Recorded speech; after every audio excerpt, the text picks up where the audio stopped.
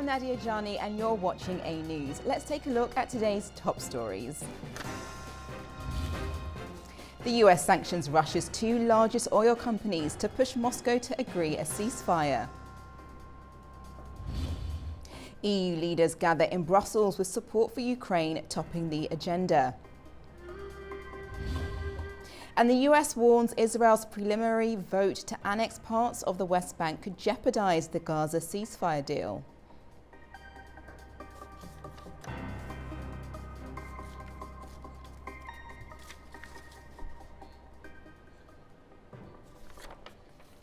We start this evening in Washington, where President Donald Trump has announced sweeping new sanctions on Russia's oil industry, the harshest since he returned to the White House. This signals a tougher stance on Moscow in the middle of an ongoing war in Ukraine. Russia's foreign ministry has called the new US sanctions counterproductive, and a former Russian president says Trump has now fully embarked on the warpath against Russia. A rare moment of reversal from the White House and a clear message to the Kremlin. Donald Trump has scrapped his much-anticipated meeting with Vladimir Putin in Budapest, calling it not the right time. Hours later, he unleashed a new round of sanctions, the most severe of his presidency, aimed squarely at Russia's energy lifeline. When we canceled the meeting with President Putin, it didn't feel right to me. It didn't feel like we were going to get to the place we have to get, so I canceled it, but we'll do it in the future. Trump says the measures target Russia's two largest oil companies, Rosneft and Lukoil, a move designed to cut deep into Moscow's wartime revenue.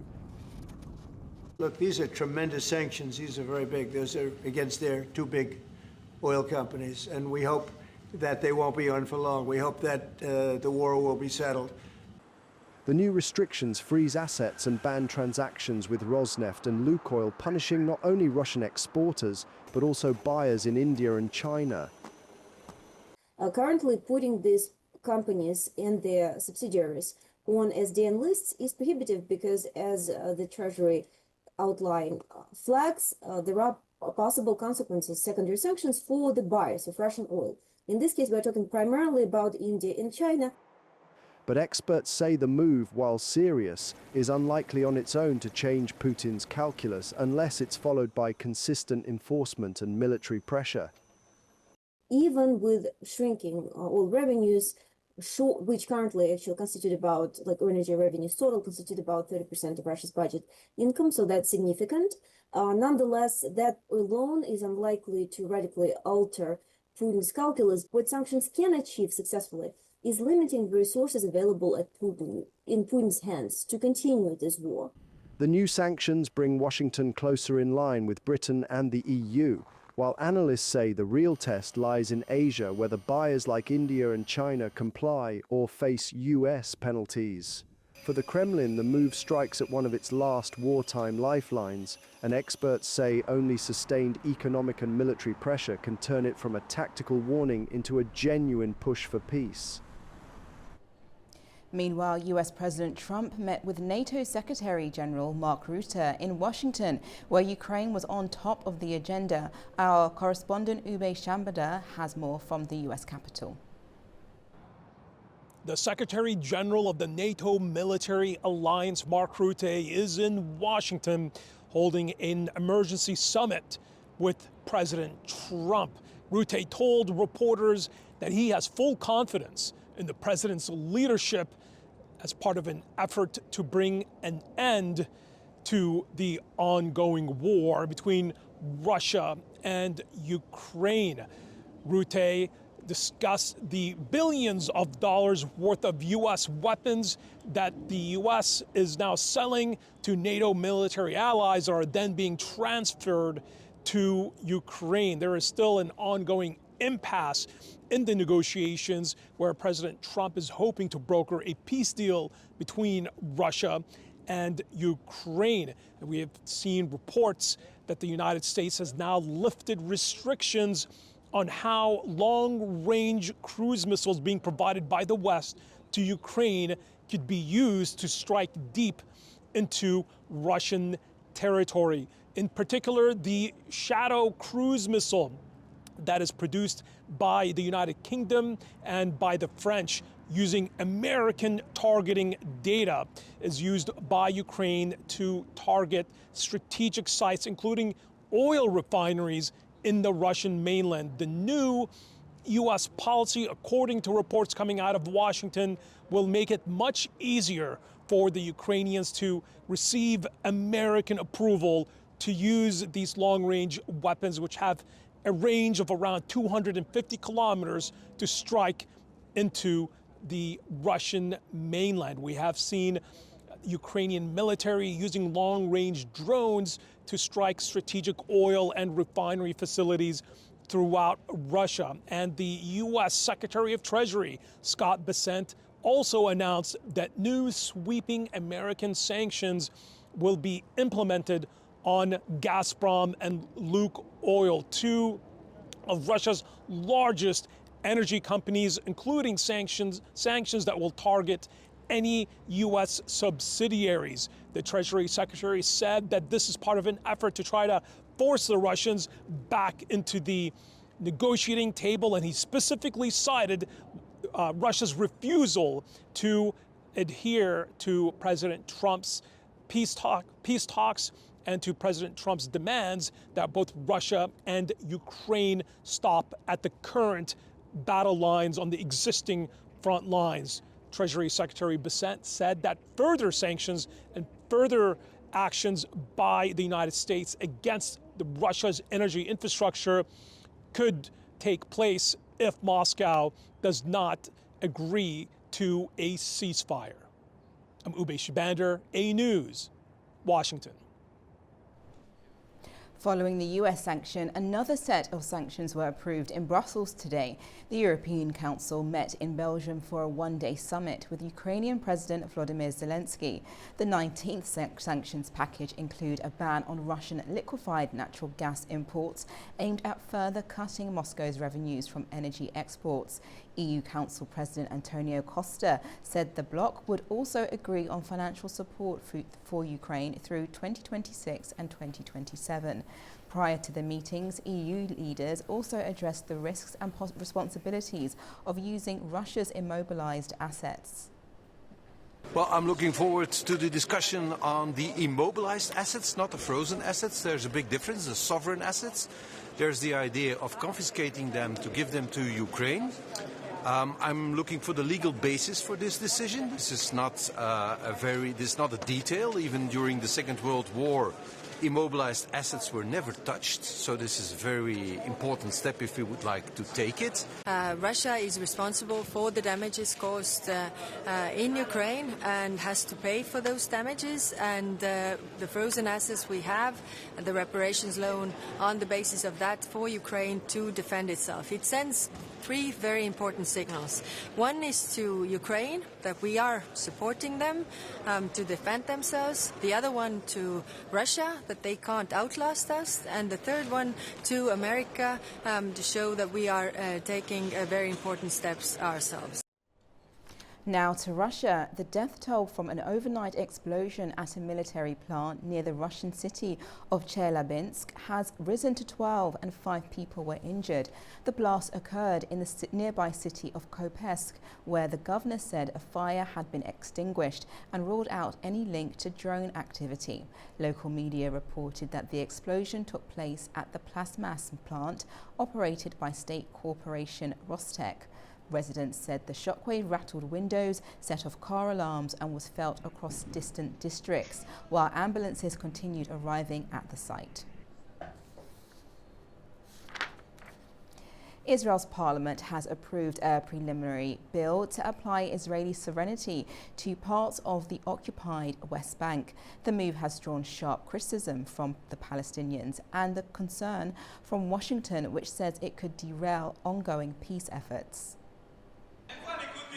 Israel's parliament has approved a preliminary bill to apply Israeli sovereignty to parts of the occupied West Bank, territory Palestinians claim as part of their future state.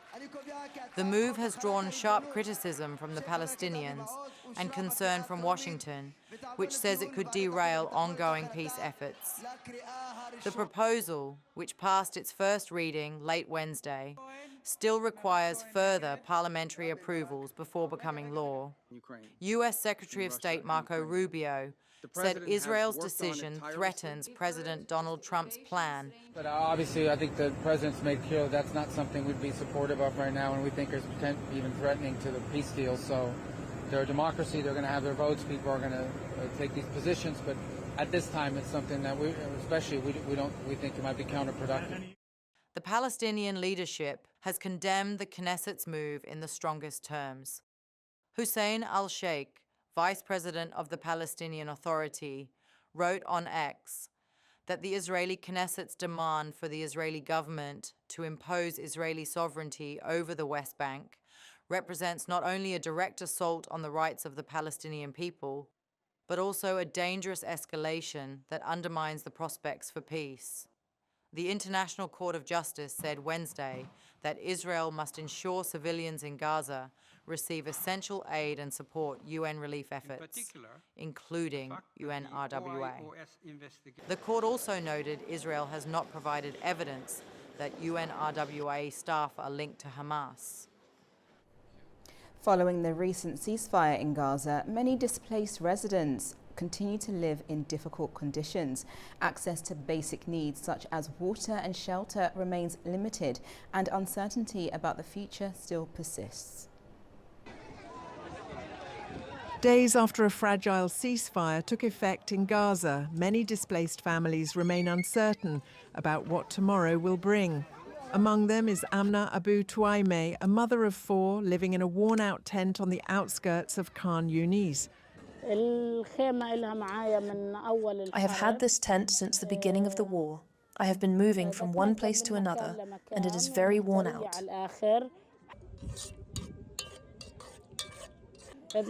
We hope they will help us and bring in tents and covers for the people instead of this suffering. The ceasefire, which began on October 10th, ended 2 years of relentless conflict. But even as guns fell silent, accusations of violations continue. The Israeli government and Hamas have both blamed each other for breaching the deal. According to Gaza's health ministry, at least 88 Palestinians, including civilians, have been killed since the ceasefire began. On the Israeli side, 2 soldiers were killed in clashes with militants over the weekend.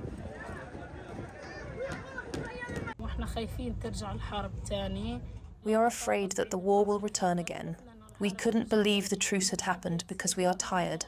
We hardly get over one shock before another shock comes. Daily life in Gaza's displacement camps remains a struggle. Even basic needs like water and shelter are difficult to find. We're living a very difficult life. Even it is difficult to get water. There are queues for water, and our whole life is queues. Many in Gaza live on edge, caught between the fear of war and the fragile promise of peace.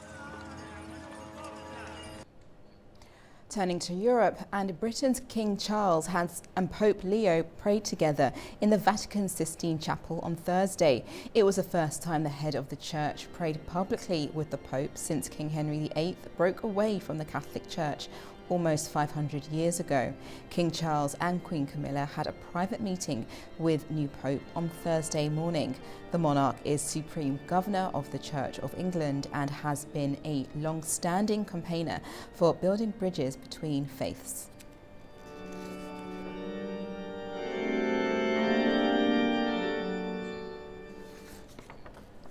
French environmental groups have won a landmark case against Total Energies. The court ruled the oil giant misled the public with adverts suggesting it mainly uses green energy, ordering it to remove claims from its website or face heavy fines. A French court ruled against energy giant Total Energies on Thursday, finding the company guilty of misleading the public with false environmental claims. The decision marks the first time France's greenwashing law has been applied to a major energy company. The case was brought by Greenpeace France, Friends of the Earth France, and Notre Affaire à tous. The groups accused TotalEnergies of presenting itself as a leader in renewable energy through a 2021 advertising campaign that promised carbon neutrality by 2050. The court ordered the company to remove misleading statements from its website within a month or face fines of €20,000 per day. TotalEnergies must also pay €8,000 to each of the 3 non-governmental organisations and €15,000 in legal costs. However, the court dismissed complaints related to the company's fossil gas and biofuel activities. Despite investments in solar, wind and battery technologies, more than 97% of TotalEnergies' income last year still came from fossil fuels. The decision could set a precedent for how companies promote their environmental efforts as European Union regulations tighten. It sends a clear message that false or exaggerated green claims will face greater scrutiny worldwide. Former French President Nicolas Sarkozy has been the target of death threats in prison, the Paris prosecutor's office said. A video circulating on social media, apparently filmed by an inmate, shows him issuing threats following Sarkozy's arrival at the facility. 3 inmates were questioned as part of the investigation and 2 mobile phones were seized during a search of the prison. The former president has been assigned 2 armed police officers for protection during his incarceration, a measure that has sparked complaints from prison guard unions. US President Donald Trump says he expects to reach agreements with Chinese President Xi Jinping when they meet in South Korea next week. President Trump said on Wednesday that he planned to discuss China's purchases of Russian oil and how to stop the war in Ukraine. Our correspondent Manor Makdoum has more. US President Donald Trump confirmed that he will meet Chinese President Xi Jinping during his upcoming visit to South Korea on the sidelines of the APEC summit on October 29 to October 30th. The meeting comes as relations between the US and China have hit new lows in recent weeks over trade disputes and China's export restrictions on rare earth minerals. This will be the first in-person encounter between the 2 presidents since President Trump returned to the White House. Their previous meetings include summits in Florida in 2017, a state visit to China later that year, and the 2019 G20 summit in Osaka, where trade negotiations resumed. As of yet, China has not issued an official public response to President Donald Trump's confirmation of the scheduled meeting at the summit. However, Chinese officials have previously emphasized the importance of sincerity and dialogue, urging the United States to engage without resorting to threats or intimidation. One of them, A News, Beijing.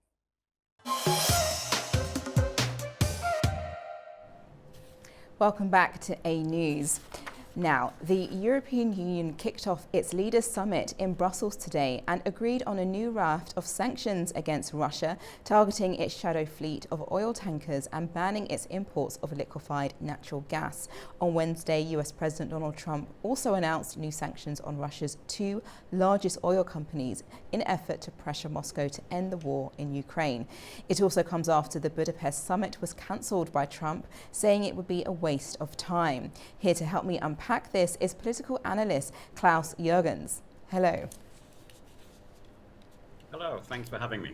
Thank you. Great. So my first question is, now the summit in Brussels has begun today and it further highlights Europe's support for Ukraine. Why is that important?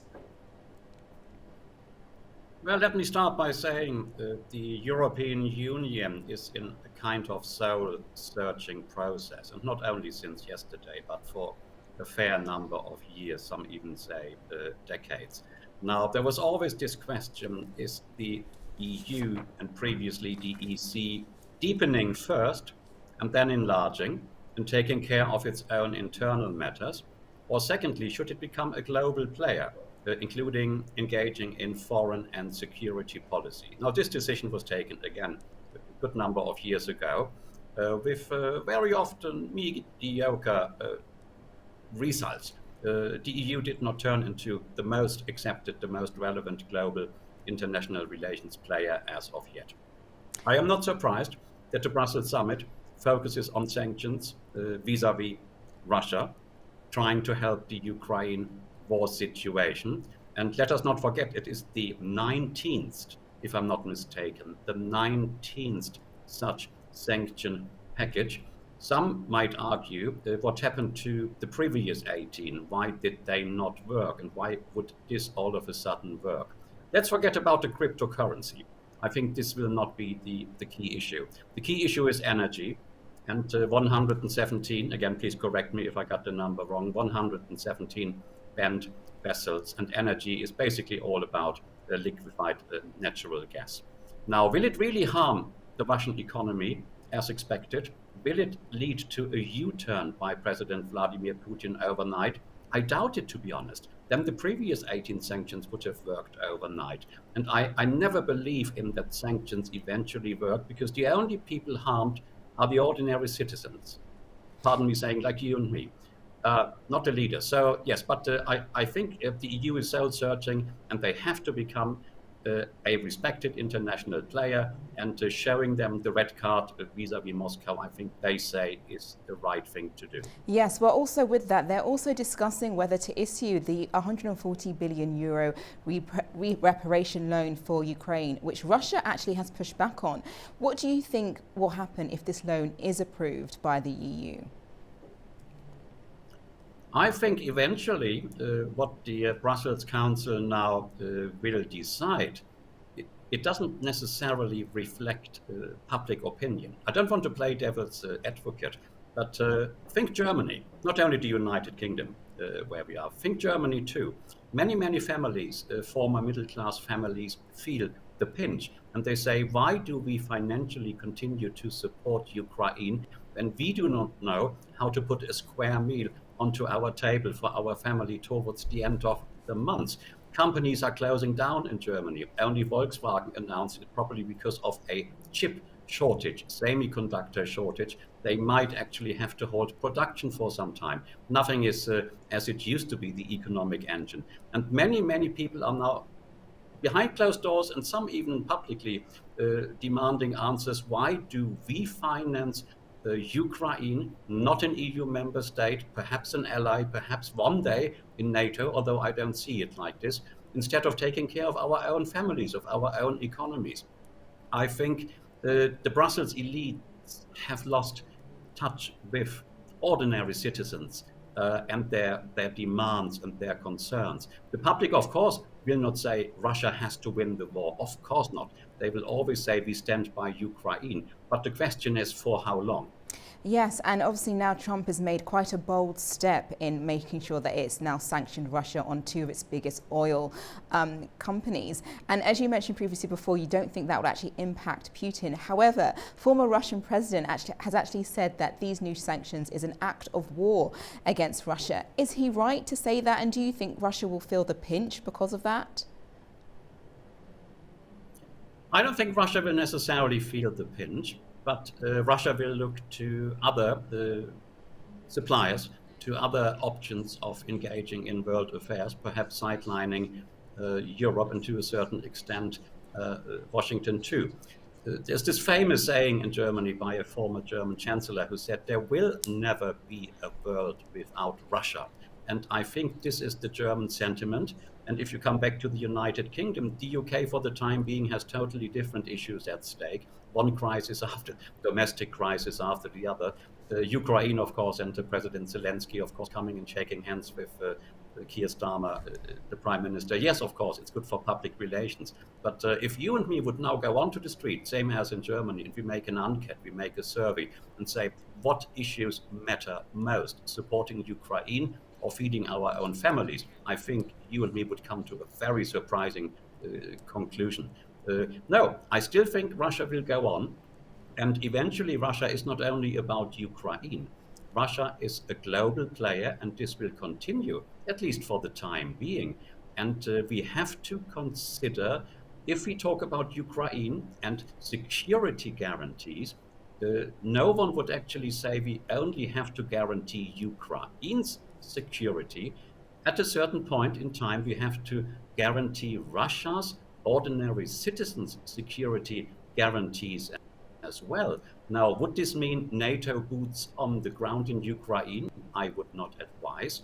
Would this mean German soldiers on the ground in Ukraine? I would not advise. But then again, I don't have a crystal ball. It's a very, very volatile situation. Now we have to wait what emanates tonight out of Vladimir Putin's inner circle. Will there be a reaction? Will there be no reaction? But I am not sure that the sanctions, number 19, probably followed by number 20 shortly, will actually yield an immediate result. Yes, well, it's all to basically play for in regards to what Putin will actually respond to. But just moving quickly on to my final question, President Trump has said that Ukraine and Russia need to meet in the middle, but Zelensky has crossed out any possibility to give up part of his territory. Is that the right thing for him to do? No, absolutely not. I'm very outspoken here. The territorial integrity of Ukraine must always be preserved. So does it have to be of Russia? But yes, there are parts of Ukraine which in the past and according to Moscow always used to and should belong to Russia. And I think any viable long-term peace solution, the dying of innocent men on both fronts has to stop. It has to include a territorial debate that President Zelensky must admit at some point I have to cede a certain amount of territory, as small as it might be. I think this is the key point, and someone in Brussels, someone in Washington discreetly or openly must tell President Zelensky, look, you want peace too, you want a legacy, you want to be remembered as a hero of Ukraine. The peace deal will include a certain ceding of territory. Yes, well, thank you so much for joining me and for your insights, Mr. Jurgens. Thank you.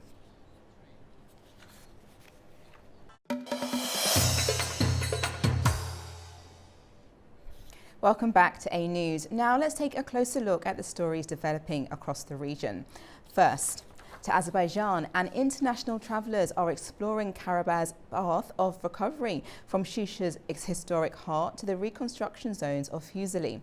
The visit highlights both the region's cultural revival and the extensive work underway to restore safety and rebuild communities.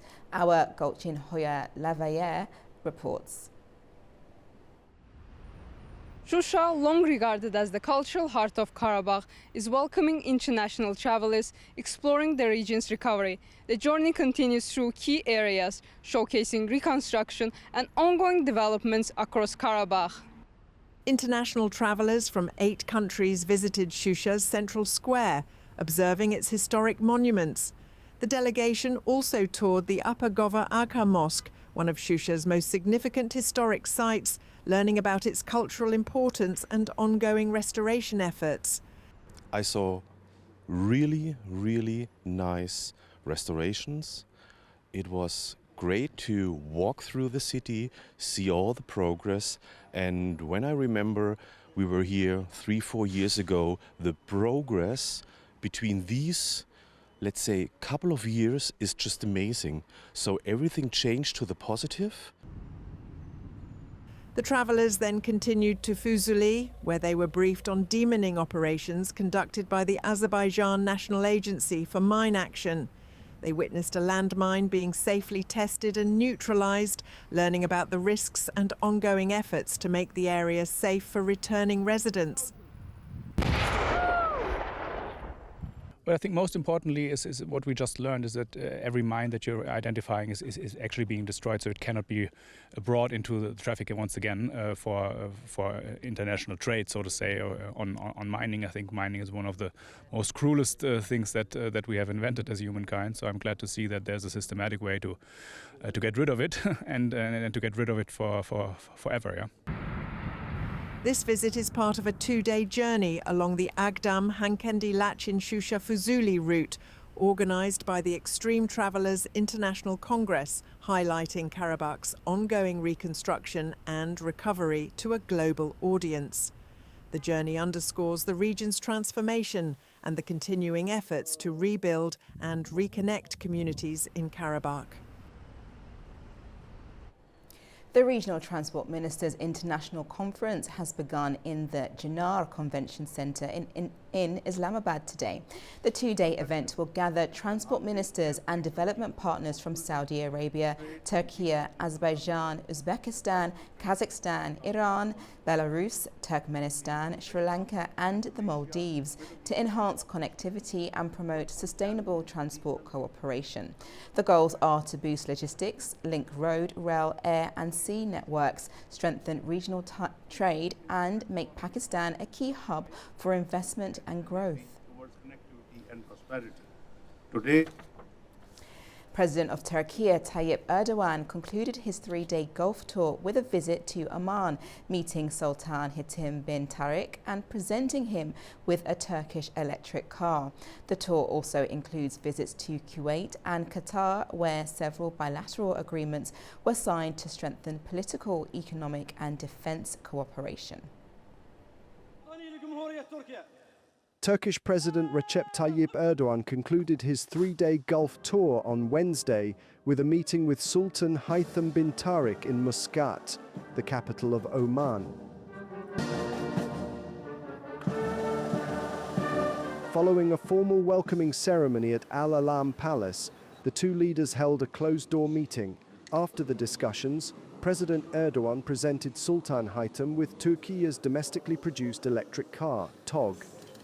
The leaders inspected the vehicle in the palace courtyard, with Industry and Technology Minister Mehmet Fatih Kacır briefing the Sultan on the car's design and technological features.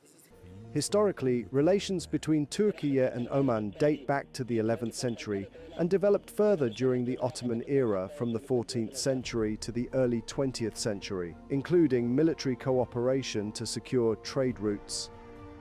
During the Gulf tour, Erdogan also visited Kuwait and Qatar. In Kuwait, 4 bilateral agreements were signed covering maritime transport, mutual recognition of certificates, energy cooperation and direct investment promotion. In Qatar, Erdogan met with Emir Sheikh Tamim bin Hamad Al Thani, where a series of bilateral agreements were signed. The two countries maintain close political, economic and defense cooperation. The Gulf tour aimed to strengthen Turkey's relations with Gulf states across political, economic and defense sectors. Saudi Arabia is expanding tourism investment at its historic Al Ula site. The kingdom plans to launch projects to attract private investors and turn the UNESCO World Heritage Site into a global tourism destination. Saudi Arabia's ancient Al Ula is opening its doors wider, this time to private investors. The kingdom plans to launch $1.6 billion projects to turn one of its most treasured heritage sites into a global tourism magnet. At the heart of Saudi Arabia's northwestern desert, Al Ula, a UNESCO World Heritage Site, is preparing for its next transformation. We're embarking upon a big initiative to secure private sector investment, and we have about $6 billion worth of investment opportunities with about 21 projects that will be floating to the market sometime at the end of the year, early next year. Our primary markets are this region, the Gulf region, with 70% of our visitors really coming from Saudi, UAE, Qatar, etc. Then 30% are international, and the international breakdown is about 5% from the United States, about 5% from the UK, about 5% from China and from India, and then the rest from Italy, Germany, and France. So those are our top 10 markets. Last year, Al Ula drew around 300,000 visitors, a number expected to more than triple to 1 million by 2030. But development will be carefully balanced. About 60% of the vast site remains a protected national park. The site's development will roll out in 3 phases and expected to finish by 2030. We just finished phase 1, and we're entering into phase 2 now, and then we even have a phase 3. So we'll have lots of opportunities for investment, lots of opportunities for development as well. Experts say that the transformation of Al Ula reflects Saudi Arabia's broader shift from an oil-based economy to one investing in heritage, creativity, and sustainable tourism. The Mobile Museum of Battles of Çanakkale has arrived in Baku, bringing with it a powerful glimpse into the 1915 Dardanelles campaign during World War I. Designed to bring history to life, the museum travels across Turkey and beyond and will now be open for 3 days in the Azerbaijan capital. Among the items on display are personal belongings of soldiers, wartime equipment and the original Dardanelles defense plan. The museum's stop in Baku reflects the deep historical and cultural bonds between Turkey and Azerbaijan. Since its launch, the Mobile Museum has visited dozens of cities across Turkey and several countries abroad. Georgia's capital, Tbilisi, has officially opened its first ever financial summit. The event marks a significant milestone in the country's growing ambition to position itself as a financial technology hub linking Europe and Asia. Nini Nikolashvili is at the venue with more. The Tbilisi Financial Summit, organized jointly by the National Bank of Georgia, the Ministry of Economy and Sustainable Development and Singapore's Global Finance and Technology Network, is being held as part of the Tbilisi Silk Road Forum. The summit brings together senior officials, investors and fintech leaders from across the globe to discuss the future of financial technologies, regional innovation and digital finance. In his opening address, Prime Minister Irakli Kobakhidze highlighted Georgia's strategic role as a bridge between East and West, emphasizing that the country's stable economy, modern infrastructure and favorable investment climate provide a strong foundation for it to become a regional hub for trade and finance. He noted that the summit will strengthen regional cooperation and attract investment across the so-called Middle Corridor, a key route connecting Europe and Asia. Natia Turnava, president of the National Bank of Georgia, underscored the nation's robust economic performance, citing near double-digit growth and low inflation, achievements that she said set Georgia apart even from more developed economies. Turnava also outlined ongoing reforms, including the licensing of digital banks, regulation of virtual asset providers, and the launch of fintech regulatory sandbox, designed to foster innovation and attract global players. The event signals Georgia's broader push to diversify its economy and strengthen its position along global trade and financial routes. Nini Nikolashvili, Tbilisi, A-News. The Iranian Foreign Minister Abbas Araghchi has rejected renewed nuclear negotiations with the US, saying Washington is making excessive and illogical demands which have stalled the talks. Our Turaji Shiralilu has more.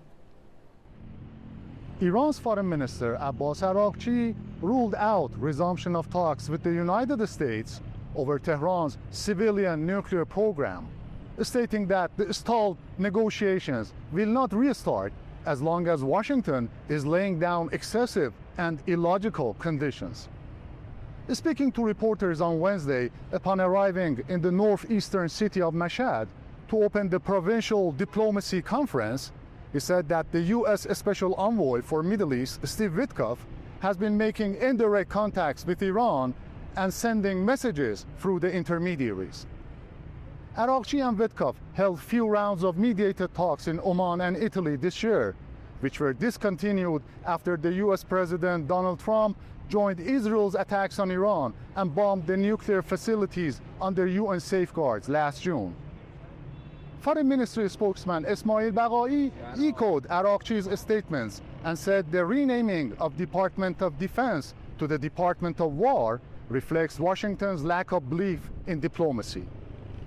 In a meeting with university students, the Iranian diplomat said that U.S. policy of bullying and intimidation has troubled the entire international relations system. Iran's foreign minister told the participants of the conference on provincial diplomacy that economic ties with neighboring countries are the breathing space in the wake of sanctions. Araghchi said that Iran's trade exchanges with each of its neighboring countries are more than total trade with Europe, which indicates importance of economic ties with neighbors. Turaj Shiralilu, Tehran, A-News.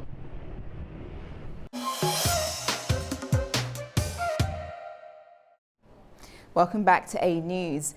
Now, a two-day Regional Transport Ministers International Conference has kicked off today in Islamabad. The focus of the conference is on regional connectivity, trade corridors and transport infrastructure. Here to unpack what these discussions will develop into is Gaza Nawab, Chairman Belt and Road Initiative for Sustainable Development in Pakistan. Welcome. Thank you for having me. Thank you. So my first question is, what can we expect to come out of this two-day conference? So I think is the chairman of the Belt and Road Initiative for Sustainable Development and of course the Proud Pakistani. I believe this 2 days regional connectivity conference that held in Islamabad marks a very defining moment for our region. Pakistan's strategic geography places a very importance to add because at the heart of the Asia, Pakistan linking South Asia, Central Asia, the Middle East, and beyond. So Pakistan is not just talking about the connectivity through these conferences; it's also delivering it through modernized railways under the China-Pakistan Economic Corridor, which is the flagship project of the Belt and Road Initiative, and the strategic ports like Gwadar and major initiatives like we have a transport corridor with Uzbekistan through Afghanistan, and we are linking the same with Azerbaijan as well. Previously, we have seen that many of the containers reach to Baku through these transport corridors, particularly through the NLC, which is one of the state-run company of Pakistan. So I believe that this conference is not only connecting the transport corridors, but it also connecting the people and the businesses as well. There are also so many delegates from 10 different countries which speak a lot to the further economic trade and prosperity. Why are these countries so key to that?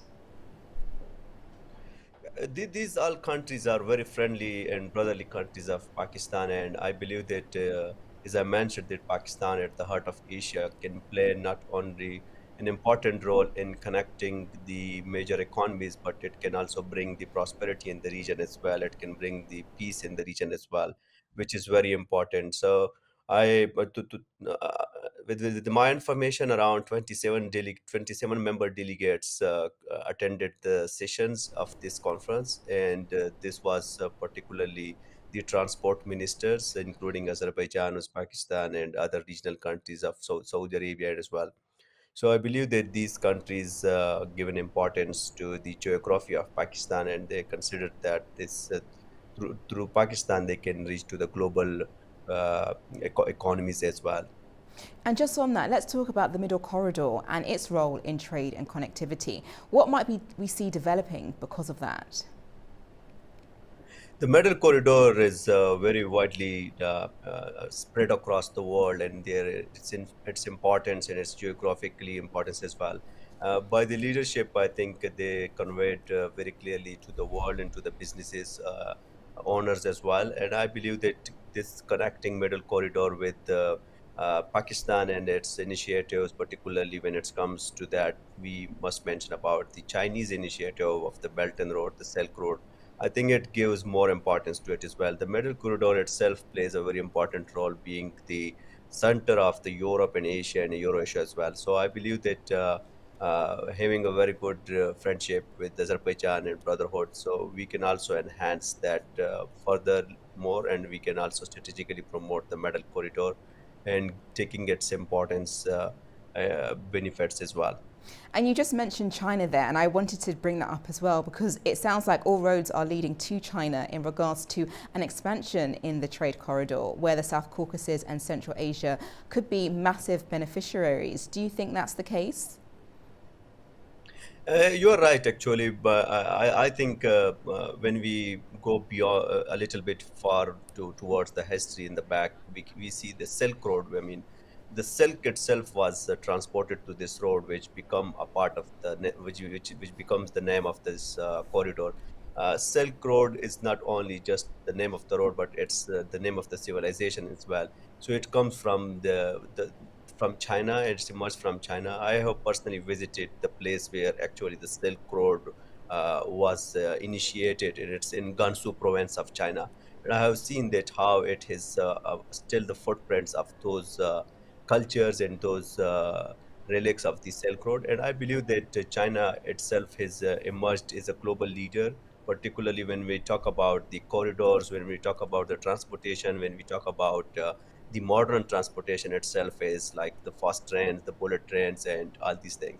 So Chinese itself and Chinese economies and are mostly dependent upon one of this most dependent upon is their transportation. And in today's modern world, the fastest transportation happened in China, and they have proved to the world as well.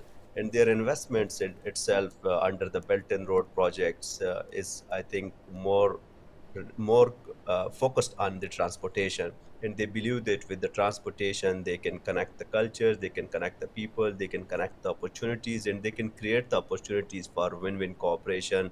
And mostly their projects are focused on south-south cooperation, which is also very important to mention here, that many developing countries have a lot of potential. They have a huge reserves of minerals, they have huge capacity of doing more and to promoting more into their economies. But the problem with them is the transportation, how to transport these. For example, in Pakistan, in the Balochistan province of Pakistan, we do have a huge capacity of minerals and ores, but the problem there itself was the transportation. So under this Chinese Belt and Road project, which is the China-Pakistan Economic Corridor, we developed a modern highways, and we are developing railways itself as well, and we developed the Gawadar port as well. So if you have a good transportation corridors and you do have a good roads and transports methods, I mean, I think you can easily transfer these ores to the ports, and then beyond that you can do the trades as well. So Yeah. China itself is a central of this transportation. And only yesterday, Azerbaijan's president and Armenia's president spoke about the removal of restrictions on transit goods to Armenia. There is a lot of progress being made around trade. How can the conference today and tomorrow add to that? So personally, I would like to commend the leadership of Azerbaijan. Of course, His Excellency Mr. Ilham Aliyev, the president. He has shown the leadership not only before that peace deals. I mean, during the wars, he has shown his leadership, and he has conveyed to the world that how to take, I mean, the justice itself. And then later on, that he has also shown the generosity to accept these all peace deals and to negotiate and uh, to think about the regional peace and to the regional prosperity. And by recent signings and the quick progress also shows his commitment and his team commitment as well. So at the same time, we seen this development as a positive development in the Caucasus, in the region. It will open many doors for sustainable peace and sustainable development itself. But I think this conference can also play an important role to promote and to take this in example. And the world itself should also take this in example in many regions, particularly when we speak about or part of the world. We do have also some conflicts in the regional as well. I think these kind of examples are very important in the modern world. And this credit goes to the leadership of Azerbaijan. Great. Well, thank you so much for your insights and for joining me this evening. Thank you, Mr. Nawab. Thank you very much for having me. You're now up to date with the world news for the hour. Thank you for watching, and make sure you stay tuned to A News.